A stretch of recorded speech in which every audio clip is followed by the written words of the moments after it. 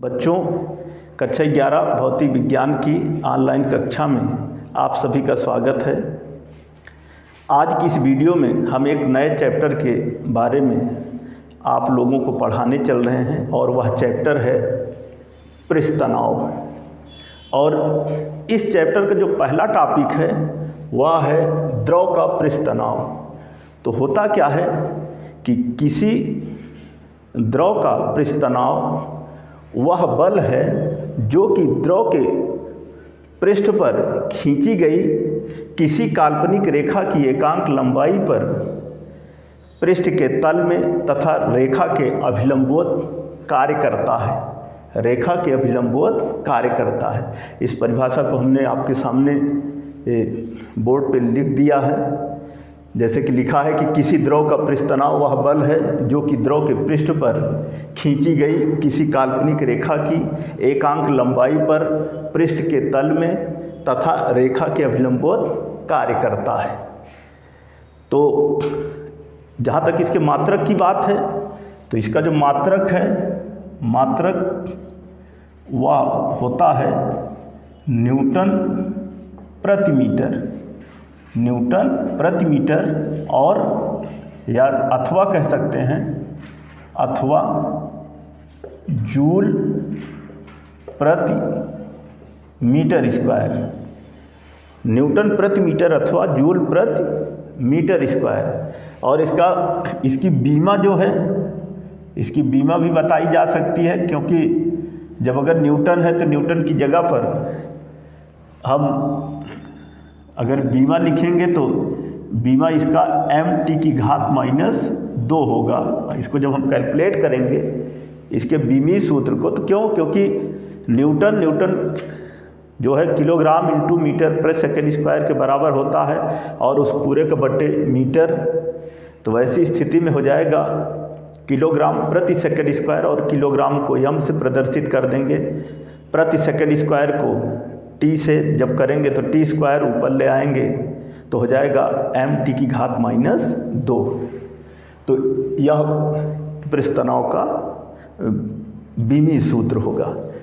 किसी द्रव का जो पृष्ठ तनाव है वह उस द्रव के ताप पर निर्भर करता है और उस द्रव के माध्यम पर या दूसरे ओर के माध्यम पर निर्भर करता है।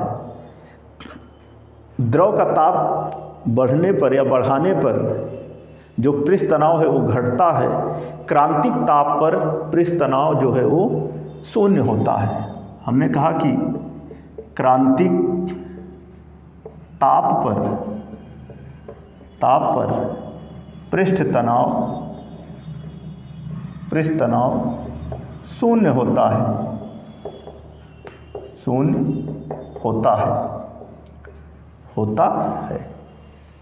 ताप बढ़ाने पर पृष्ठ तनाव जो है घटता जाता है और क्रांतिक ताप पर पृष्ठ तनाव जो है वो शून्य होता है। एक चित्र के माध्यम से देखते हैं। यहीं पर एक फिगर बना लेते हैं जिसमें कि कोई द्रव भरा है और इस में एक काल्पनिक रेखा खींच लेते हैं। जैसे कि परिभाषा में ही आपको बताया गया है, एक काल्पनिक रेखा AB है और इस AB काल्पनिक रेखा के लंबवत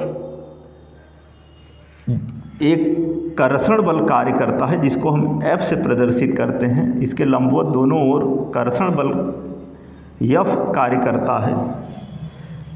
तो यदि इस काल्पनिक रेखा की लंबाई l और इस काल्पनिक रेखा के लंबवत लगने वाला जो बल है वह F हो, तो wैसी स्थिति में पृष्ठ तनाव क्या होगा, यहाँ पे लिख लेते हैं कि यदि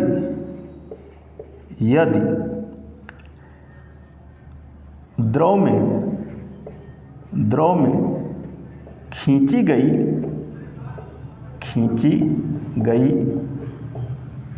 काल्पनिक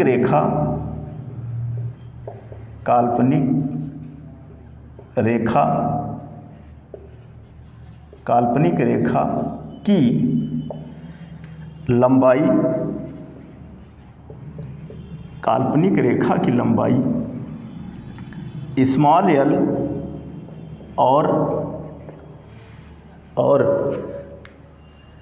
रेखा के अभिलंबवत और काल्पनिक रेखा के अभिलंबवत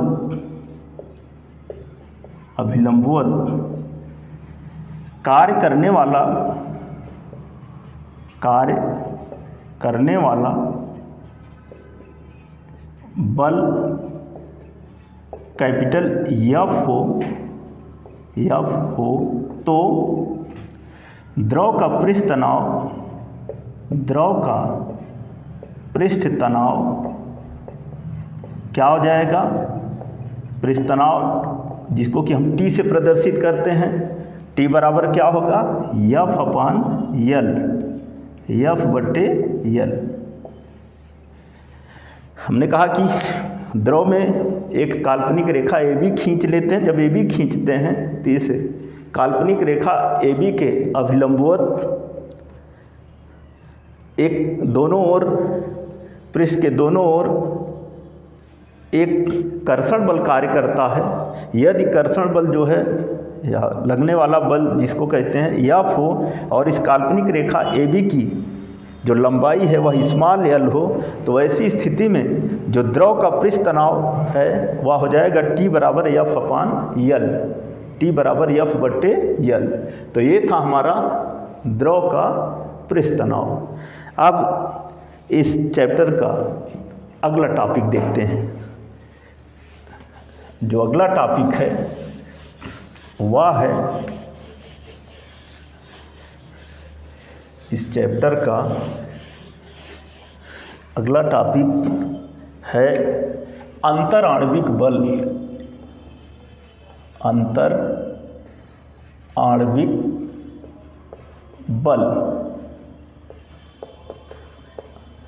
अंतराण्विक बल होता क्या है कि प्रत्येक पदार्थ छोटे छोटे कणों से मिलकर बना होता है जिन्हें अणु कहते हैं। ये अणु मुक्त अवस्था में रह सकते हैं या रहते हैं। इन अणुओं के बीच में आकर्षण बल कार्य करता है, या कह सकते हैं कि ये अणु एक दूसरे को आकर्षित करते हैं। इन अणुओं के बीच में जो आकर्षण बल कार्य करता है उसे ही अंतराण्विक बल कहते हैं। फिर से आप लोग जानिए, हमने कहा कि प्रत्येक पदार्थ छोटे छोटे कणों से मिलकर बना होता है जिन्हें अणु कहते हैं। ये अणु मुक्त अवस्था में रहते हैं या रह सकते हैं। ये अणु एक दूसरे को आकर्षित करते हैं। इन अणुओं के बीच में जो आकर्षण बल कार्य करता है उसी आकर्षण बल को ही अंतराण्विक बल कहते हैं। अंतराण्विक बल जो है वह दो प्रकार का होता है। नंबर 1 ससंजक बल और नंबर 2 जो है वह है असंजक बल। तो सबसे पहले आप लोग ससंजक बल के बारे में जान लीजिए, तो उसके बाद फिर हम असंजक बल के बारे में बताते हैं। जहाँ तक ससंजक बल की बात है तो एक ही पदार्थ के अणुओं के बीच लगने वाले या कार्य करने वाले आकर्षण बल को ही ससंजक बल कहते हैं। हम लिख देते हैं इस परिभाषा को। एक ही पदार्थ के अणुओं के बीच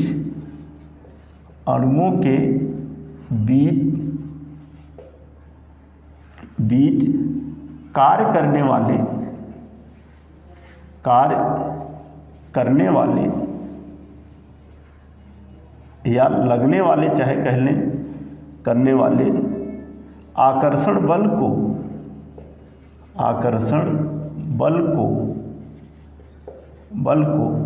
ससंजक बल कहते हैं।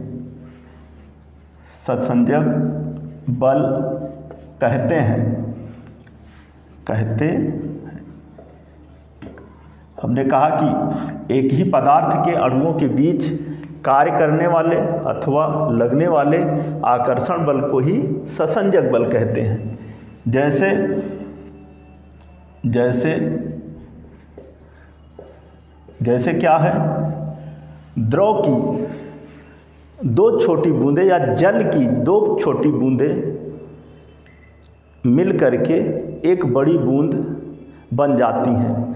जो जल की जो दो छोटी बूंदें हैं वो ससंजक बल के कारण ही मिल करके एक बड़ी बूंद बन जाती हैं। तो ये है ससंजक बल। अब इसका जो दूसरा प्रकार है वह है आसंजक बल। आसंजक बल तो होता क्या है कि भिन्न भिन्न पदार्थों के अणुओं के बीच लगने वाले या कार्य करने वाले आकर्षण बल को ही असंजक बल कहते हैं। इस परिभाषा को भी हम लिख देते हैं, भिन्न भिन्न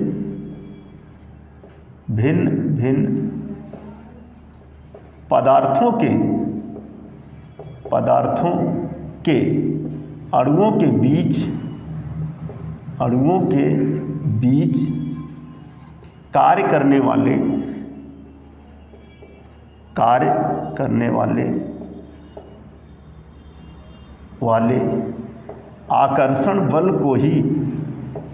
आकर्षण बल को ही आसंजक बल कहते हैं।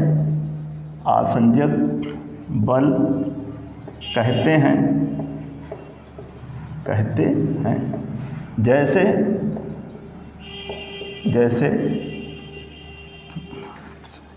हमने कहा कि भिन्न भिन्न पदार्थों के अणुओं के बीच कार्य करने वाले आकर्षण बल को ही आसंजक बल कहते हैं, या पदार्थों के अणुओं के बीच लगने वाले आकर्षण बल को, चाहे कह सकते हैं कि कार्य करने वाले आकर्षण बल को ही आसंजक बल कहते हैं। जैसे जब जल की बूंद को जो है, जब हम किसी कांच की प्लेट पर जब गिराते हैं तो आसंजक बल के कारण ही वह जल की जो बूंद है उस कांच की प्लेट पर फैल जाती है।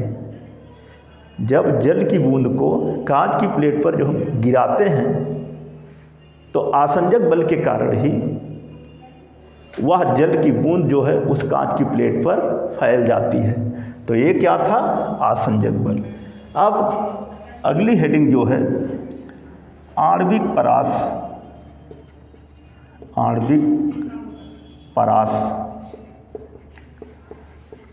आणविक परास क्या है? वह अधिकतम दूरी जिस पर द्रव के दो अणु एक दूसरे को आकर्षित करते हैं आणविक परास कहलाती है। इसे C से प्रदर्शित करते हैं और इसका मान जो है वह 10⁻⁹ मीटर होता है। हमने कहा कि लिख देते हैं इस परिभाषा को, वह अधिकतम दूरी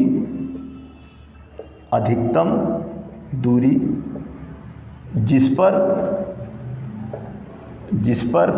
द्रव के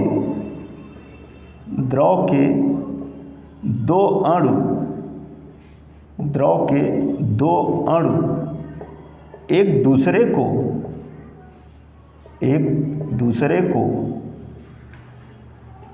आकर्षित करते हैं, एक दूसरे को आकर्षित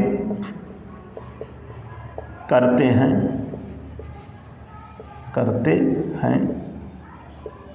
आणविक परास कहलाती है। आणविक परास कहलाती है।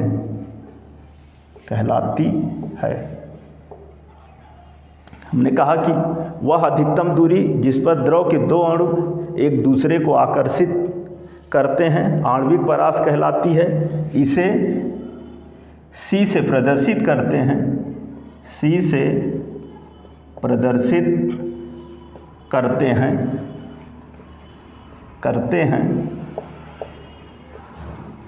इसका मान